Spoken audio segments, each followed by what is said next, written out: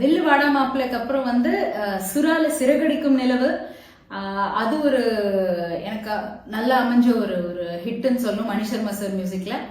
அதுக்கப்புறம் பாத்தீங்கன்னா காவலன்ல வந்து பட்டாம்பூச்சி சாங் ஃபார் வித்யாசாகர் சார், அது எனக்கு வந்து ரொம்ப நல்ல ஒரு ஒரு ரொம்ப நல்ல சாங், நல்ல பியூட்டிஃபுல்லான சாங் அப்படின்னு சொல்லிட்டு எனக்கு பேர் வாங்கி கொடுத்த சாங் வந்து பட்டாம்பூச்சி.